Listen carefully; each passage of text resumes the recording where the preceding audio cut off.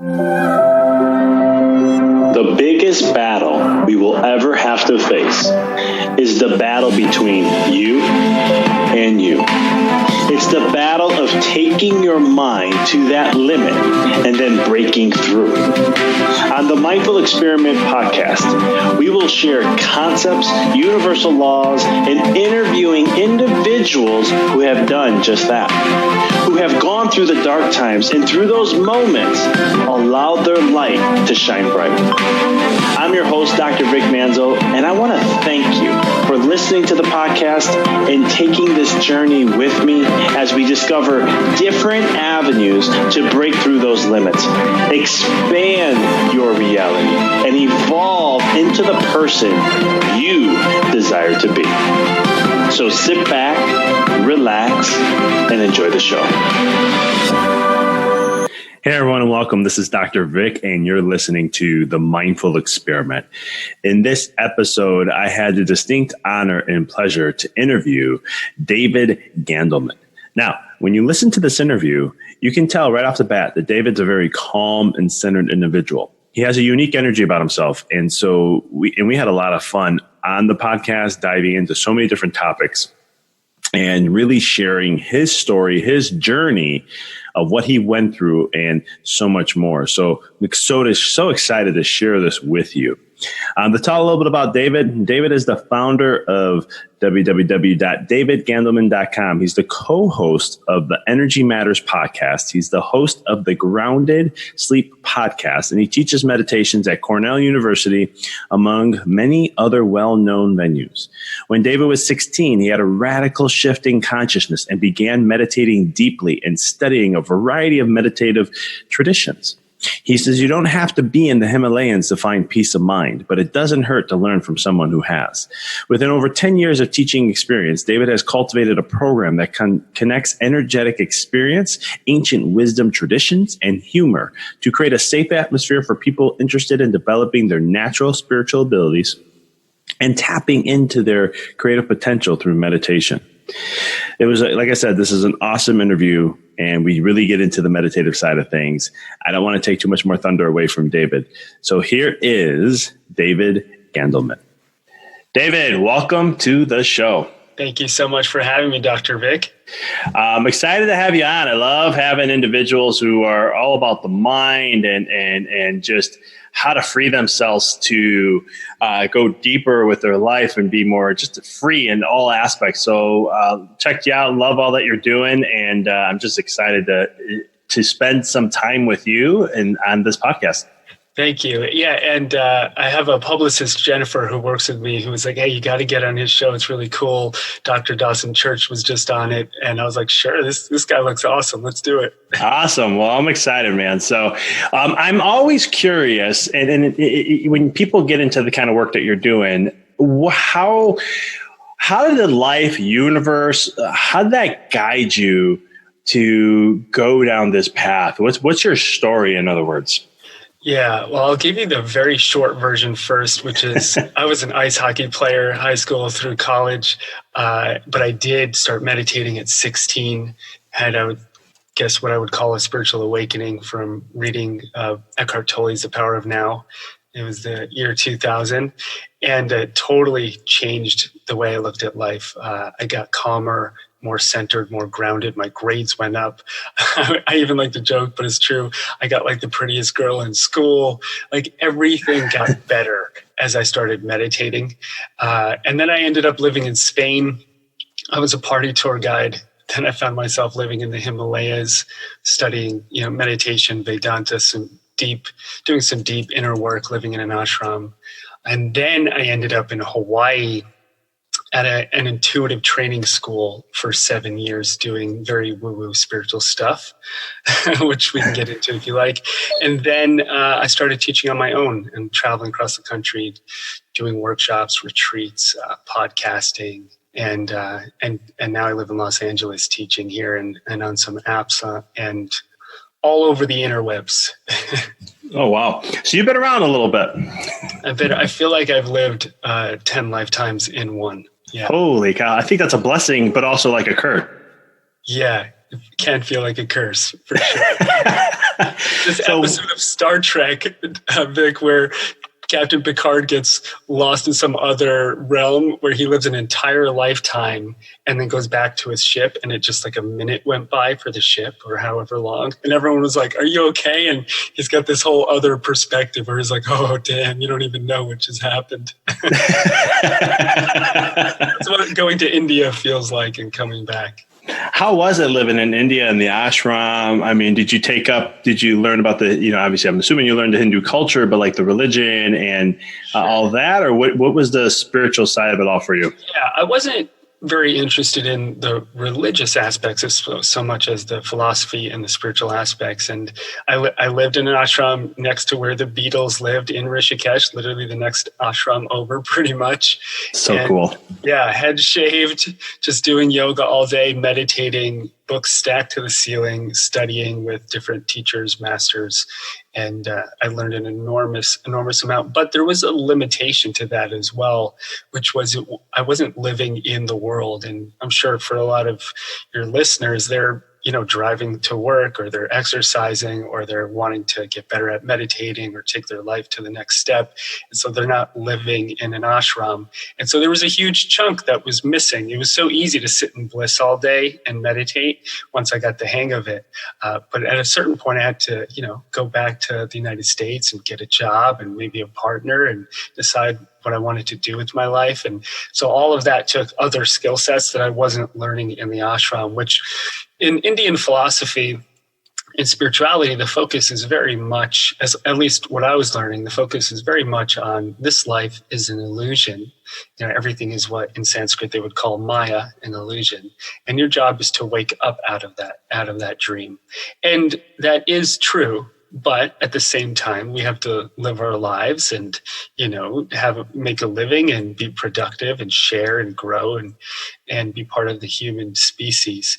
And so that part started to almost awaken in me next. And I realized, there's so much more about life that I have to learn. And so I decided to leave and continue on my journey. But that time in India definitely changed my life, and I highly recommend it to anybody who's looking for a great spiritual quest. India will kick your ass. What would you say, and I know this may be hard to sum up, but what was the biggest spiritual lesson you got being there?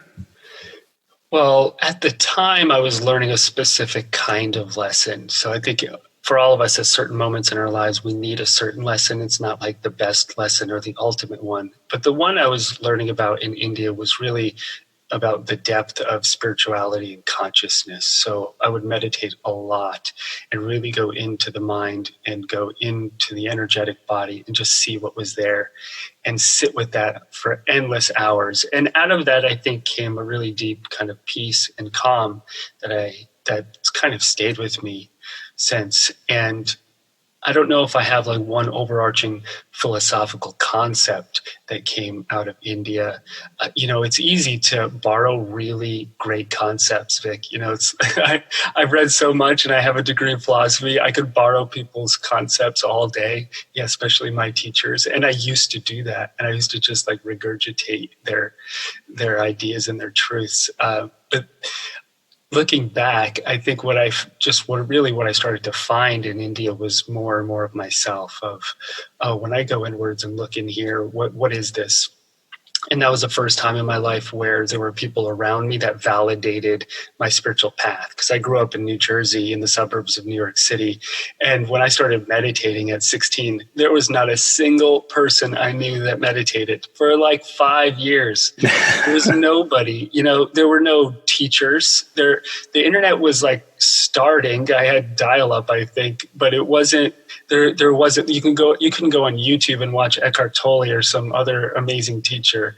There wasn't nearly as many resources and there was no support. So I was kind of on my own with my books for years. And then when I got to India, I was like, oh my God, there's thousands of foreigners, Westerners from all these different countries on the same quest that I'm on. And we all get to hang out and enjoy ourselves together and meditate. That was, for the first time in my life, profound. I felt like I had a tribe and a group of people that understood me. That's huge, man. That energy, that sacred space you guys shared. really probably was the biggest shift for you at all. Would you agree? Absolutely. And I think a lot of people right now, they only get that from listening to podcasts. They're like, all right, this is my Dr. Vic's show is my tribe, or you know what I mean? Like not everyone gets to go to live in the Himalayas or live in like some bubble in Los Angeles where everyone's spiritual or something. So I feel for anyone who's listening is like, where's my tribe? You know, I think it is important to surround yourself with people that can help you cultivate whatever it is that you're working on cultivating. Otherwise, you can kind of feel isolated. And you brought up a great point earlier too about like, you know, the Maya, the illusion, and you know, you got to awake. And I've studied some Hinduism, and I read I'm messing this up. Yes, exactly. It's years ago when I read this, but you know, one of the things you brought up was, you know, I was regurgitating and just sharing with other people and my teachers and taking things from here and there, which I see in the business world, I see as personal development world, I see this in a lot of different arenas where people just take someone's stuff and they borrow and use it. And I mean, I've even heard some people say, like, I don't know if you've heard this before, like a good idea is a stolen idea. And I'm just like, hold up. And I hear that, yeah, from a business side, I get it. You know, my background's in business. I can understand. I don't agree with that philosophy. But then there comes a point, though, when you do something like that, how much of that are you not showing up your uniqueness? Yeah, exactly. Well, I agree that in business, it is very important, right? Like you don't need to reinvent the wheel if you want to build a Tesla. Like Elon Musk took wheels and he took, you know, different composites and metals and put them together. So you don't need to reinvent everything by any means. So you want to use the wisdom of teachers and the maps that they've laid out for you. But at the same time, when you go inwards, you definitely have to learn how to rely on your own information and truth. But there's a cycle to growth. So I think in the beginning of a spiritual growth cycle, what we're doing is we're going out and we're gathering information. So when I was 16, all I did was read. And then I went to college and majored in philosophy. I just absorbed other people's information. Just like when you're getting onto a health kick or an entrepreneurship kick, you just start like listening to all the podcasts and reading all the books and you're like, taking all this information in. And then you go into a phase of you're starting to like decide which information really resonates with you, that touches something inside of you that you agree with. And then you start integrating that and developing it in yourself. I think, and then the last phase is you truly just become free and the information comes from the inside out. I don't know if there's a way around that cycle, and I don't like to invalidate people if they're in a particular part of that cycle and say, hey, you shouldn't be just taking information from the outside. Listen to yourself. They might not be there yet to listen to themselves. There might be a lot of fear or doubt and they need guidance and help. But I do think that there is a clear cycle to growth. And we all have these cycles in different parts of our lives. So maybe you're really far ahead in that cycle in your spiritual life, but in your relationship life, like you're just gathering information, like how does this whole human relationship thing work? Or in entrepreneurship, maybe you're at the beginning stages. So you have to honor wherever you're at and go with that. And I find sometimes when like younger students will come to me, they'll be in that beginning phase of just like gobbling up information. And in spirituality, we'll see this in what we call like a spiritual shopper. Going around, guru to guru, teacher to teacher, book to book, style to style, just taking everything in. And everybody likes to poo-poo on that, like don't do that, choose something. But someone might not be ready to choose something. Maybe they need to, it's like dating, right? You date some people until you get a sense of the kind of person that you want to be with. The same could be said with a spiritual practice or a teacher. So yes, you definitely want to tap in deeply into your own truth, but at the same time, know where you're at, and it's okay to take information from the outside. And I love, I'm bringing up Elon Musk today, but like Tesla open sources their patents, right? So anybody can go out there and use all their information and build their own cars and start their own car companies. And I think that's amazing. But even if they do, they're going to have to create something that's unique. Otherwise, they won't beat out a Tesla. And the same can be said for spirituality. Like all the spiritual information that's ever been said is available. It's free. And it's out there, and you could take as much of it as you want, but at a certain point, you're going to have to develop something of your own. No, I totally agree. You sound like you're talking about my life when I first started with everything. Yeah, I was just start there, right, gobbling up, reading 80 to 120 books a year because that's what I was told what you had to do, and and I'm just grinding, all that stuff, and then you get to a point where you're kind of like, all right, hold on, what do I really care about the most? I'm just going to put my energy there. Yeah. And, for me, Vic, some of my teachers used to say, stay away from teaching about relationships. Don't, stay away from teaching about business. Just stick to the energetic stuff and the spiritual stuff. And I did for a while. And then I realized, wait, that's not true for me. Like my students are coming to me with relationship issues and business questions. And I like entrepreneurship. I enjoy the process of building a business the way some people like to work on cars. I don't work on cars, but I like looking at a business and seeing where it could be done better and helping people pull out their potential and sharing it with the world. And so when I realized that, it went kind of against the grain of almost all of my teachers. And that was part of my path. I had to own it, because if we just become a carbon copy of our teachers, then what good are we, right? They're already there. Why does the world need us? So almost definitely at some point in your life, in some way, you're going to go against the grain of the people who taught you or that you look up to. And that's okay, because it's you developing into yourself. You have something unique to offer the world. So if somebody is spiritual and they want to create a business which creates freedom for them, so they don't have to do a 9 to 5 and be a slave to some jerk or corporation where you're a number, that's spiritual, isn't it? To create an energetic freedom on the outside. And I like helping people with that. There's something that it fulfills in my soul very, very deeply. It's crazy to say, but I love helping other people make money, almost to a fault where sometimes I forget about myself, but it just brings me so much joy to see somebody not just money, but their path, step on their path and create and share into the world. And sometimes making money can be an expression of personal power, boundaries, and just a level of a reflection of inner success where you're I knew what I decided I can own what I know, share it with the world, and be okay with receiving for sharing it. And that's a beautiful process to help people with. So that was something I had to own that was very different than a lot of my teachers. When you first started going down that path, what did you have old thought patterns come up? What emotions was it you just went there and you're I'm doing this and that's it? Or was there some bumps in the road? Oh, well, I've told this story once or twice before, but the first time I ever went to make a video, Vic, I put up a green screen and I was up on this ladder and I had a very clear thought that I'm not good enough. I'm not as good as my teacher. That was the thought. I'm not as good as my teacher. I never will be. I could even see where in my head the thought was. It was up and to the left. And I looked at it and I fell off the ladder. Everything crashed. Camera hit me in the head. And I just had this huge welt and I couldn't record for days. And I almost quit right there. I was I suck at this. I can't do it. I should try something else. But, I decided, no, don't do that. Just keep going. And I didn't know anything about business or how to create an online presence or create content. And it was a whole second arc after spirituality. I had to learn all of this and teach myself and get through all of the tons of invalidation of I'm not good enough. I'll never be as good as my teachers. Why am I doing this? Who's going to listen to me? All of that was just this daily smacking me up on the head.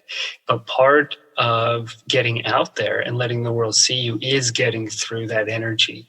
I always tell people, you can't wait for the external validation and then do something. The world isn't going to come cheer you for existing.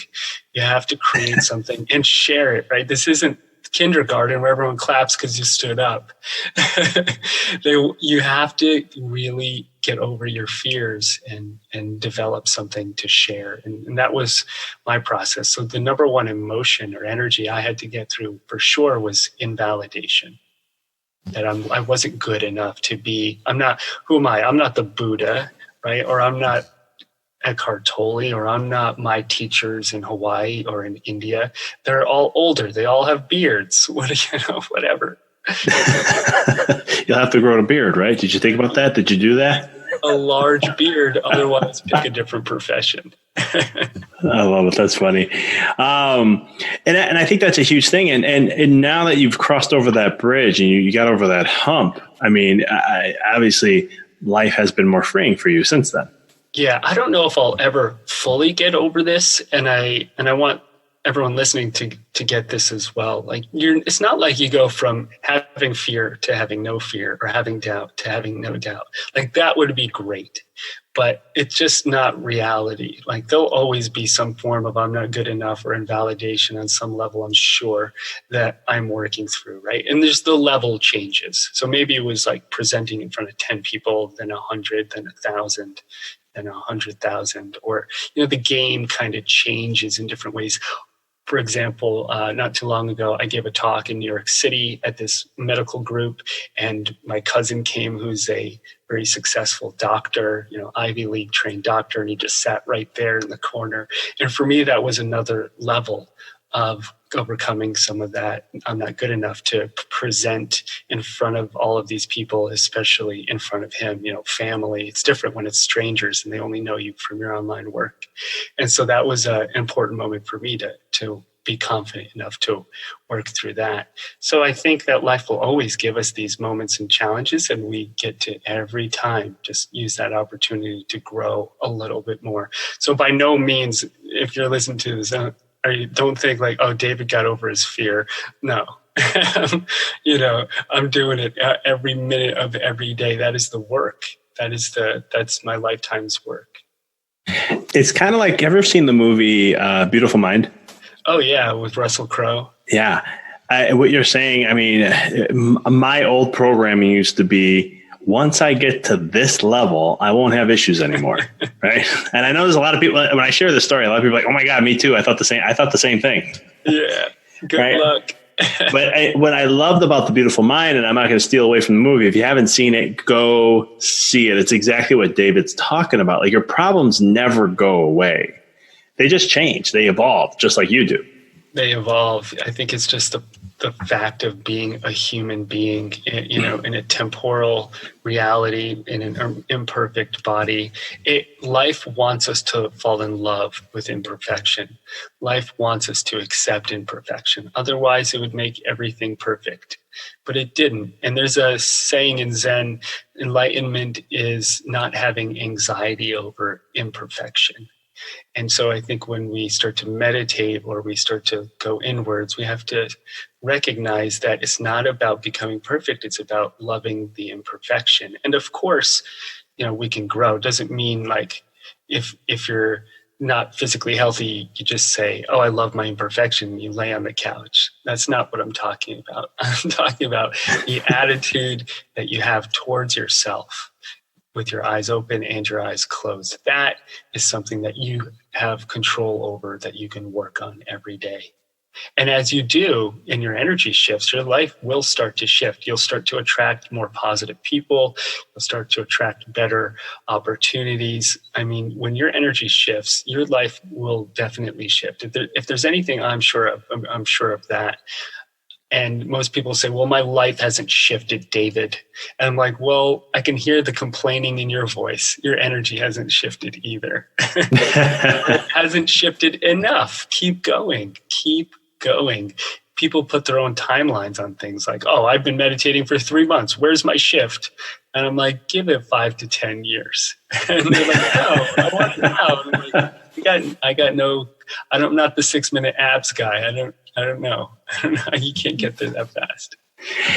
And I think that's difficult for a lot of people, especially in the West. I don't know how it is in the East, but like, because I'm me being in the health field and doing the mindset stuff, it's one of those things, and they're so so the same, right? Because the healing journey is one that never ends. And it's not, if you're truly going to heal from the ground up, it's not tomorrow. It's not in a month or two. It's a long process. And I think what you're bringing up too is the same thing, where doing the work is a long process. It's not something that just happens in a month from now. And it's probably harder than ever to focus because we've got, these crazy phones that are just ruining our brains. So I have compassion for people who are starting now. When I started, there weren't iPhones and there wasn't nearly as much distraction. But in India and in the East, the way I like to see it is like time is cyclical, right? So in Hinduism, for example, you're born and reborn forever. So there's this almost sense like there's not as much of a pull into the future. There's this understanding that time is kind of infinite and cyclical. Whereas in the West, we're going very much from past to future, and it's all about development. So I like to think of it as like in the East, it's about inner growth and discovery and enlightenment. And in the West, it's about development. But that development has no end, right? You can develop, there's infinite stars. We can just develop and develop and develop. And I think that's fantastic. But without the Eastern side of that inner growth, that Western part of us can really get out of control. So I don't think we want a world of people just sitting and meditating in the ashrams. We want people developing. Like one of my great life goals is to be able to go into space. Like I love space. I want to explore the stars. So I want that development. But without the inner development, we just destroy ourselves. So we need that balance. And I think that's why guys like me and you podcast and teach, because we want to bring that inner side to the outer world. Otherwise, that materialism is just empty. And in the East, they've got serious issues. If you go to India, because they're so not materially based or haven't been, historically, now they are much more. But there's this outer poverty that badly needs some help and healing. So we can learn very much from each other. And my vision of the future for human beings is that integrated inner and outer person where you accept and understand the scientific side of life and the discovery and the advancement of society and civilization, and you understand the inner workings of consciousness and personal evolution.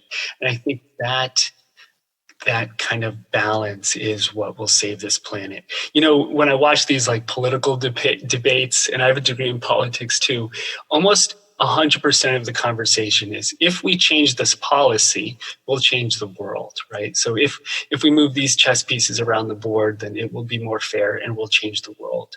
And that's true to an extent, but if people don't change, there will always be massive issues on this planet, violence and inequality and corruption. You can't only change it from the outside in. And you can't only change it from the inside out. Like you do need a sewage pipe, and you need a road, and you need a school, and you need food. So I like to see it like developing from both sides. I think when the East and the West meet and they truly grow together is when we'll have a really beautiful shift on this planet. I agree. I mean, from a neuroscience standpoint, I always say when you balance both hemispheres of the brain, you're definitely in a more synchronistic effect. But also, to me, left brain is our physical world, right brain's our intuitive inside world. And I love how you said it has to be a perfect marriage. And I think it's I don't know if you're seeing this. I know I have for a little bit, where you're starting to, science and spirituality are coming together. And it's taken some time. There's some scientists who do not want to go down that path, but it's slowly coming together where it's like we're finding this kind of middle ground where we can be left brain, but also be right brain at the same time and work together. Mm-hmm. Yeah. What would you say is your definition of an individual who's in enlightenment, if you want to say who has reached enlightenment, whatever terminology works for you? I'm just curious to see. The definition of a person who has reached kind of inner and outer, or just let's just say enlightenment in general. Yeah. I think defining enlightenment is very, very difficult, but I would say that somebody who's reached to a really special place like that is really somebody that has recognized that they're more than just the thoughts in their head and the emotions fluctuating through their body. And there's this connection to this stillness inside of themselves and a connection to kind of the fabric of reality that courses through all of life. And it's not intellectual. We can sit here and I could say everything is one, and then we can discuss how physicists tell us, there are quantum particles that when you separate them, they still affect each other. And all of that is fine, but I like to tell my students, understanding something on a conceptual level like that is like trying to wipe something off your face in the mirror. Like it doesn't actually touch reality. So I think somebody who's really in an awake state, I wouldn't even exactly call it a state, but it's somebody who is really truly connected to like capital L life, and they have no dogma, and there is no belief system. There's no this is the right way. It's just really truly being in tune with life beyond that egoic state that so many of us get caught up in every day. Like, this is my money, and this is my life, and this my house, and I can't believe that person said that about me. No, it's a pretty good. I mean, I like that definition. I think it is a little on the harder side to really define what really it is, but I like how you brought it together in that perspective. I mean, I've even heard people say like it's wanting to be in this world and the other world all at the same time, like the same desire, but at the same token, you're in this perfect place of inner stillness and peace. Yeah. I always think of it as like when you get to that meditative state of like, I don't want to say blissing out. I call it blissing out, but it's just in that there's that nice place where you're you, but you're just at such a calm, but you see things through in a different perspective. Like your perception has grown, but being like that all the time, which I know it's hard to do in the physical realm. It is. And I don't think even like some quote unquote enlightened person is blissed out all the time either. I think there's just this kind of subtle underlying awareness of that connection of life. And sometimes that can be blissful, and sometimes it can even be sad. Like this idea that someone enlightened never gets sad or angry or upset is probably not true. I mean, when we look at the statue of the Buddha, we all think, oh, the Buddha is always still and always calm.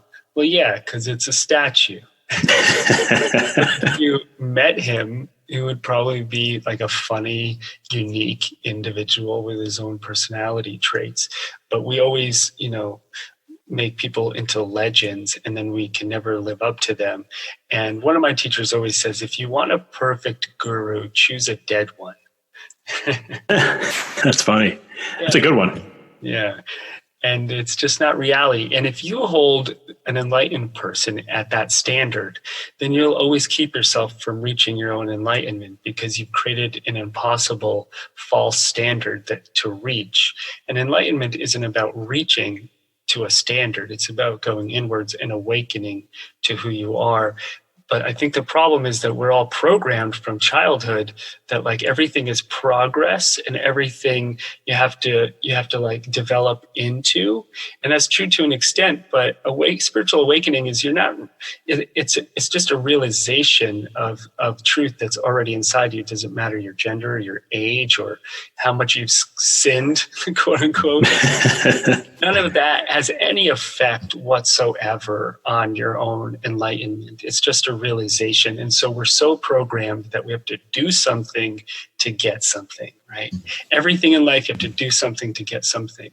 But when it comes to enlightenment, it's very counterintuitive. You have to let go of doing everything and even let go of the desire to get something. And so it's a very, I would say, nuanced path to really deepen into yourself.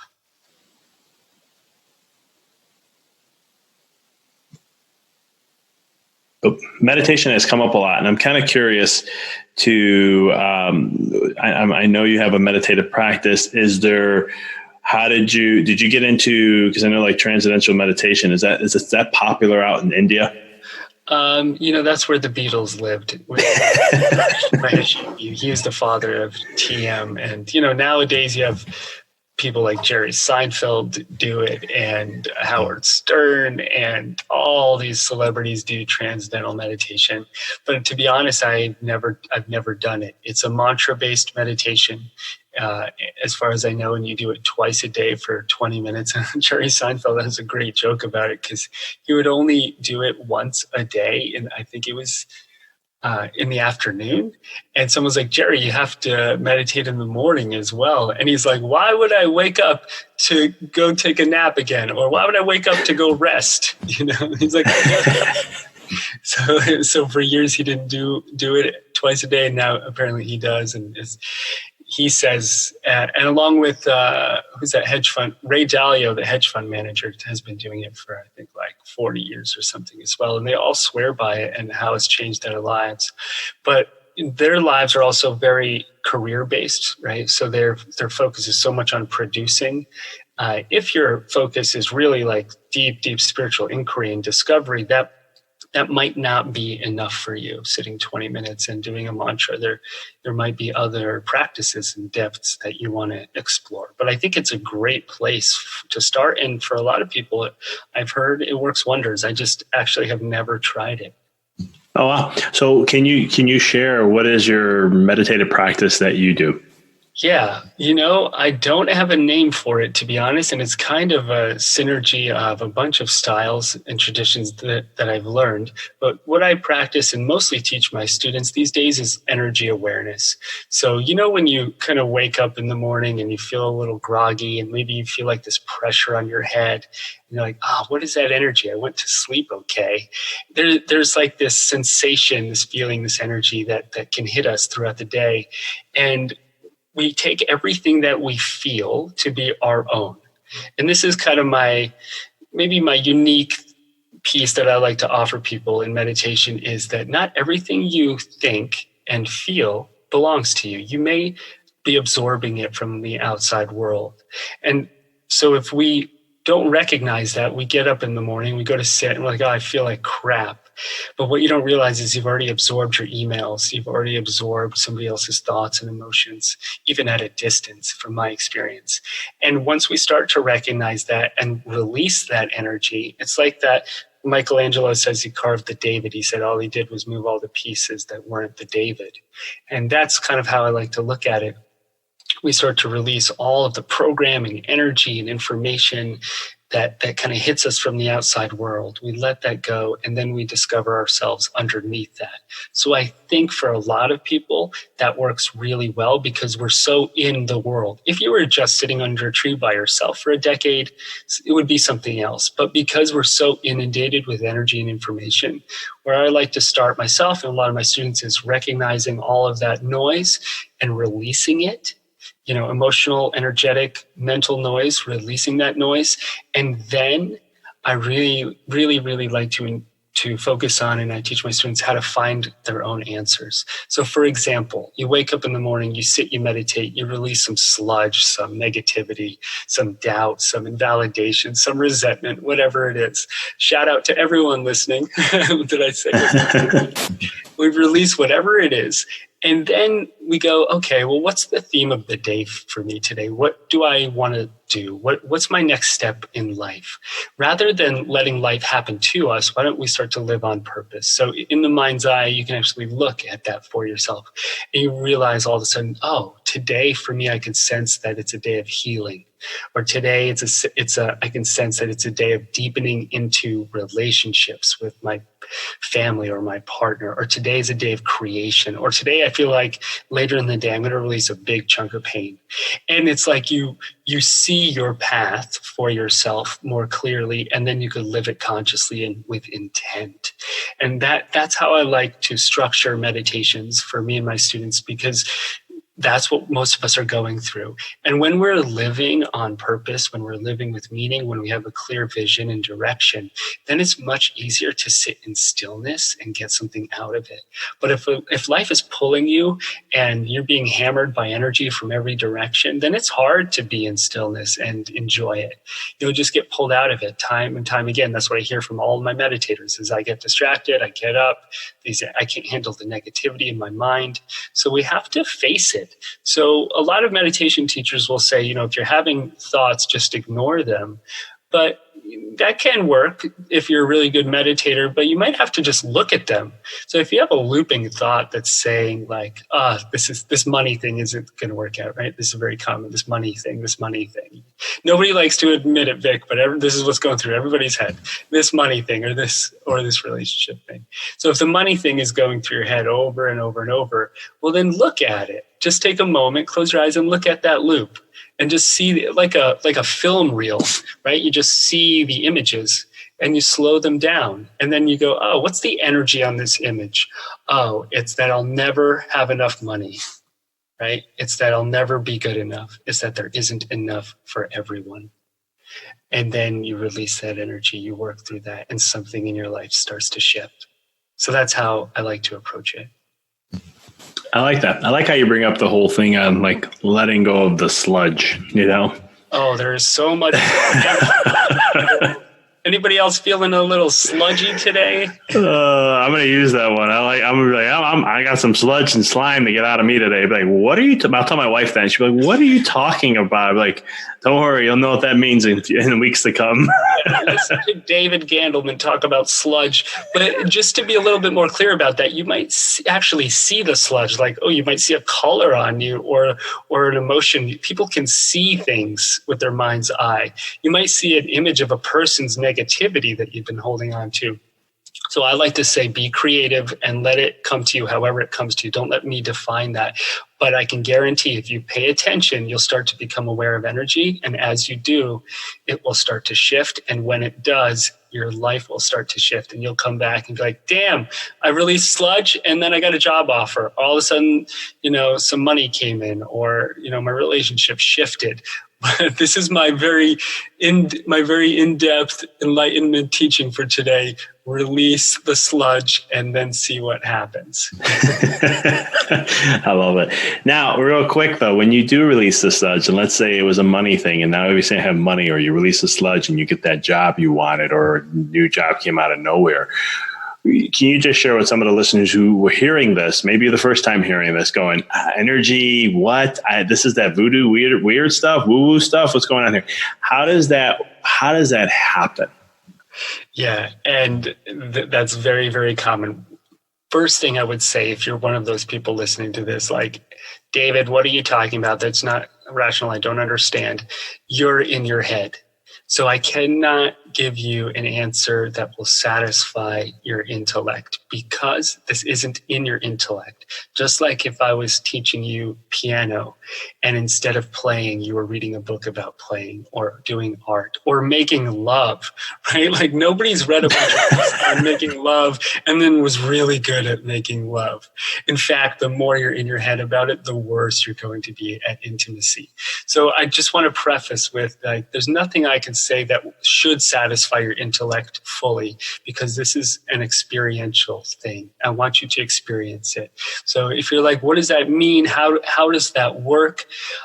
This is my honest opinion. I think that on a telepathic level, we can absorb other people's thoughts. And on an empathic level, we can absorb other people's emotions just like a sponge. And even at a close distance or even at a great distance. That's just my personal life experience. Take it or leave it. But what I would say is explore that possibility. And now it doesn't even matter so much. You open your email, you're getting energy hit from a distance, right? You look at your phone, your TV. So it's happening in a very physical way as well. And so just like eating food, we're digesting energy, right? So the stomach digests food, but there's our energetic stomach and our energetic mind digests information and emotion. And so if you're eating negativity all day long, you better believe you're going to be overweight with negativity. And no matter how much you tell yourself and your friends, I'm not a negative person, but then every third word that comes out of you is negative. It's because you've absorbed so much negativity, you're becoming it. And it might be hard to believe, but you're becoming the sludge. So we have to recognize that. And as we recognize it, just the recognition of the sludge will start to help it release. And then let me add a caveat, which is if you're somebody that takes yourself really, really seriously, which is like 90% of people and of my students who come to meditate, that seriousness, that intellectuality, that seriousness usually comes with, it's the glue that will keep the sludge attached to you. So if you're like, I need to figure this out, I need to deconstruct it, I need to find who I should blame for it, all of those things are the glue that will keep it there. You need to lighten up, take it easy on yourself, and just let yourself see and feel whatever it is that you experience, because these are the kinds of answers that come from the inside out. These are the ones that no other person can really tell you. So you have to experience energy for yourself. And if you're someone like, I've never experienced energy, yes, you have. You just call it something else. Close your eyes and just start to become aware of whatever it is that you notice around you and go with that. It's like I tell, when I hear that sometimes, I don't never experienced energy. And I'm like, you ever have a gut feeling that you went with and it came out to be true? Exactly. And they're like, oh, go ahead. No, go ahead. No, I was just going to say it. I'm like, and they'll look at me with that. I'll get this little look and I'm looking at them like, mm-hmm. And I love how you said it. You're just calling it something else. That's all. Yeah, that's all. Crazy as this sounds, Vic, I had a dream last night that there was a homeless person outside my building trying to get in. And I woke up in the middle of the night like, what was that? And I walked outside first thing this morning and there he was. And this is the first time this has happened. It's not like it's a thing that happens. And my eyes just got real big. I'm like, oh man, trippy. It's funny how that works out in some ways. I'll tell you. I've had that happen too, where you get like, I'll have a dream, or if I'm looking to, and I don't know if it's my vision playing a role where I've been focusing on that to where all of a sudden it shows up in my dreams. And then all of a sudden, like I'm looking to hire somebody or I'm looking to whatever it may be. And then I just look and I'm like, yep, that, what the heck? Am I in another dimension? What the hell? This is exactly what I saw. Like, how is this happening? But I mean, I understand how it's happening, but even my human nature is like, hold up, wait a minute. How the hell? Well, I ran an intuitive training school for years. And so for me, this is like second nature. It's not something that I have to like struggle to believe, but I want everyone listening, if your mind isn't open to that yet, or it's just starting to open, don't believe me, just go with your own experience. But if you have a filter on your intellect that says this is impossible, it will stay that way and you'll prove yourself right forever and miss out on an incredible opportunity to be more connected to life.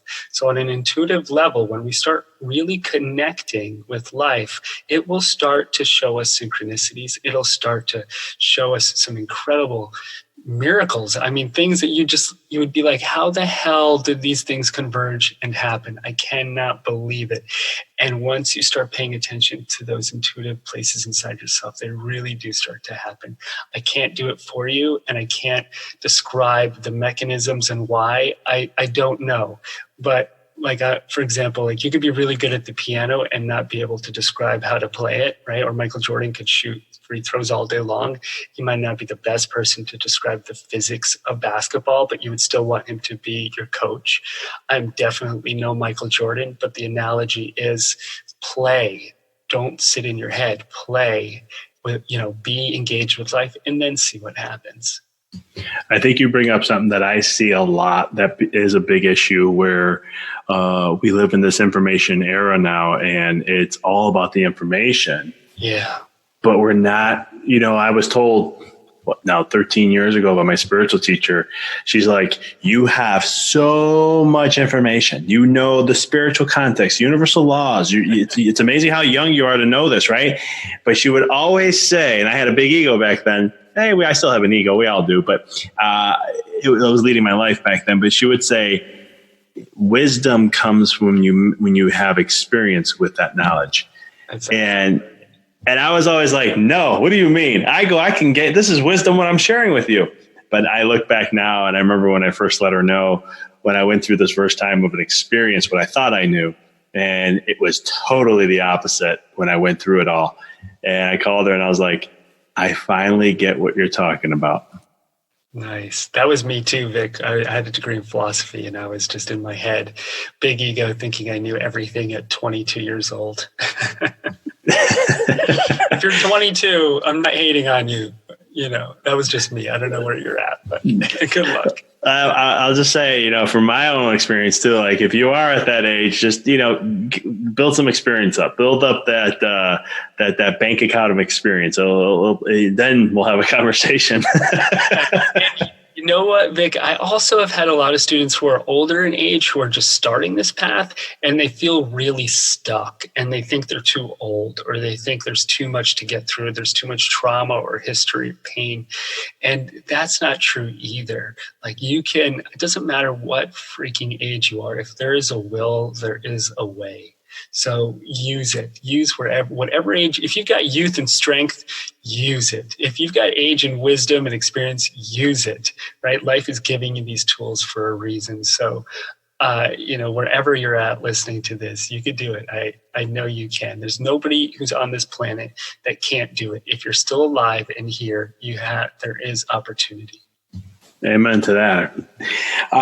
One quick last question I have for you is, with all this wisdom, all the experiences you've had, the knowledge and everything, what would be something that you would share with your younger self 10 years ago that you would love to have shared with that you know now? I think there would be two things, Vic. One is the one we just talked about, which was, I would say, David, let yourself have some experience. It's okay to have experience. Let yourself grow. There was so much pressure that I put on myself when I was younger to my career has to be in order.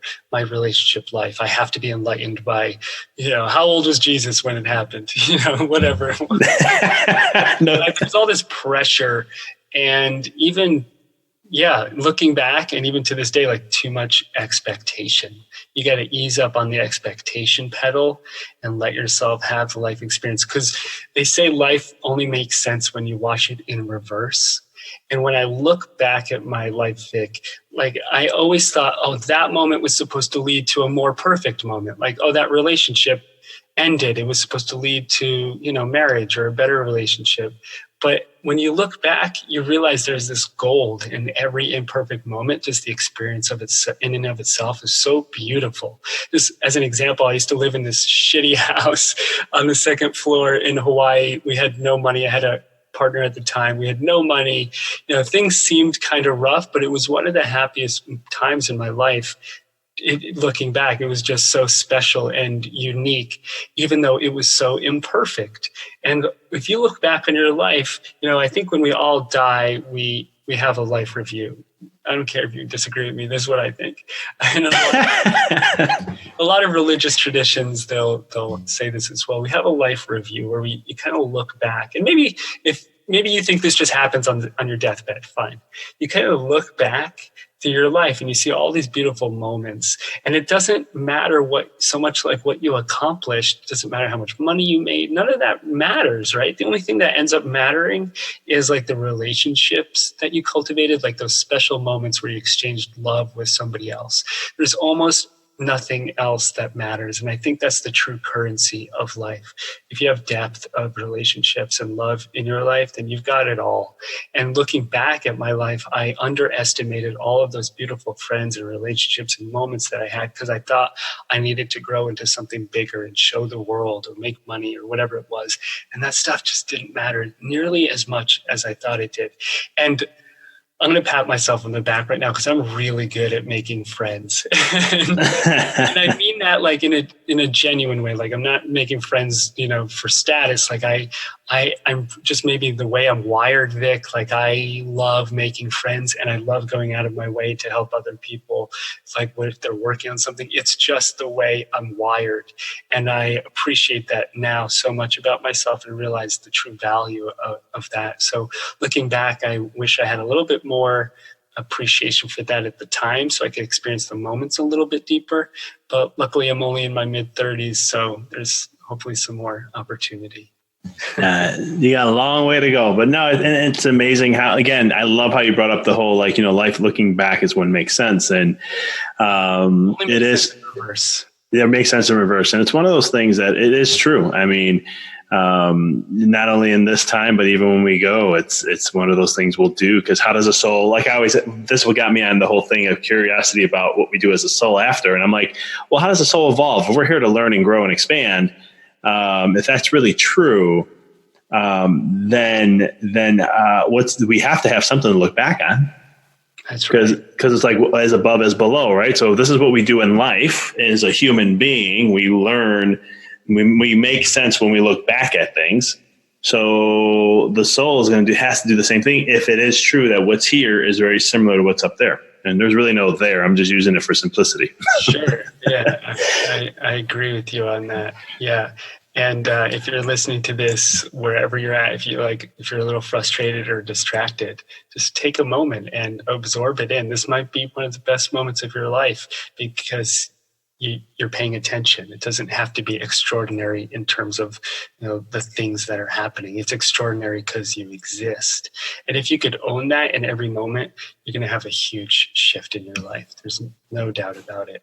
And I just want to finish with one of my favorite quotes from Elizabeth Gilbert, who wrote Eat, Pray, Love. And she says, the only people who don't have fear are psychopaths and babies, and I don't want to be either of those. And there will always be that. There will always be the invalidation. There will always be the fear, but embrace it anyway, and you're going to do great. So true. Hi, David, how can people get a hold of you and connect with you? Just leave me alone. DavidGandelman.com. You can find all my stuff there. I have the Energy Matters podcast and the Grounded Sleep podcast. Energy Matters, we interview guests, and Grounded Sleep is I just guide you into meditation. And then probably the way people interact with me the most is through Insight Timer, the meditation app. I've got tons of free stuff on there. So if you want to come sit and meditate, you're more than welcome to. There we go. Sorry. I will definitely connect people with you on Insight Timer because I always recommend that app like crazy. Awesome. Thank you. Well, I want to thank you for being on the show. This was a blast. I know we had a lot more to chat about. We ran out of time, but I'll definitely have you back on to dive deep into some other things. But it was really a pleasure, and I appreciate you taking some time and sharing some space with me to share your heart, share what you love, share your story, and what you're up to. Thank you, Dr. Vic, and thank you, everyone, for getting through this episode with us and listening. Really appreciate it. Thank you for listening to the podcast. For past shows, please visit www.empoweryourreality.com. I hope this show inspired you and added to your life to help you on the journey to rediscover who you really are. To connect with us on Facebook, please visit www.facebook.com/Dr. Vic Manzo. Check us out on Twitter. The handle is Dr. Vic21. Follow us on Instagram, www.instagram.com/Dr. Vic Manzo. If you were inspired by the podcast, pay it forward by sharing it with someone who you know can benefit from it. Thank you again for listening to the Mindful Experiment podcast, sharing paths to help you rediscover your infinite potential.